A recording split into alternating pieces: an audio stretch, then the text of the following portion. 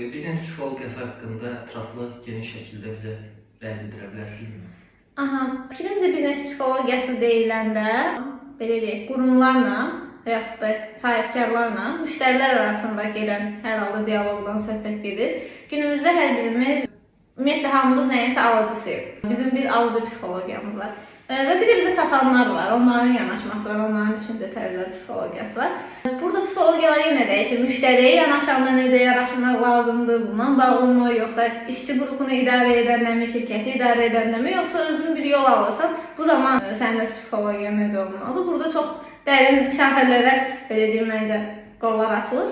Amma biznesmenin sahibkarın öz psixologiyasından danışacaq olsaq, mən fikirləşirəm ki, onun üçün çox az çətinliklər var və daima nələrsə yeniliklər eləməlidir. Ona görə də dözümlü olmalıdır, stresə dözümlü olmalıdır, ümumiyyətlə daima stres yaşayacaq, emosiyalarını idarə etməyi bacarmalıdır, bu önəmli məsələdir.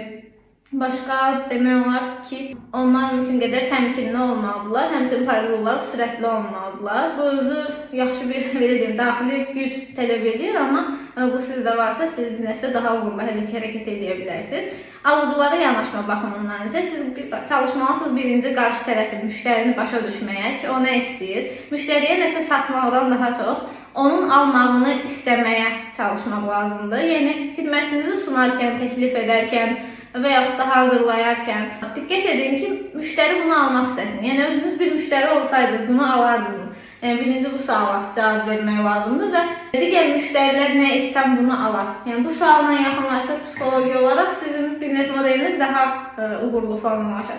Hələ ki, bu işçilərə yanaşma olaraq isə burada artıq idarə etmə tipləri məsələsi var. Bu da fərqlidir. Baxır, siz hansı növ şirkətdə hansı tip işçi qrupları ilə işləyirsiniz? Elə qurumlar var ki, siz orada sərt yanaşma etməlisiniz. Təhlil edirəm, inşaat sektorunda ola bilərsiniz və ustaları idarə edə bilərsiniz. Avtomatik olaraq mümkün qədər biraz daha sərt yanaşma burada tələb olunur. Amma siz bir dizayner qrupu ilə, yaratıcı bir qrupla işləyə bilərsiniz. Burada isə sərtlikdən daha çox mümkün qədər mülayim və onların, belə deyirik, istəklərini yerinə yetirməyə çalışan, onlar üçün mümkün qədər komfort yaradan bir idarəçi olmalısınız ki, onların motivasiyaları yüksək olsun və ortaya daha yaxşı şeylər qoysunlar. Çünki onlar yaratıcı insanlardır, istər-istəməz emosionaldırlar və sizin onlara davranış şəkliniz onlara birbaşa təsir edir.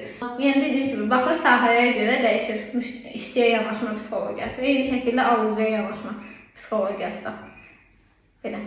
Dərin mövzudur, çox danışmaq olar bu haqda.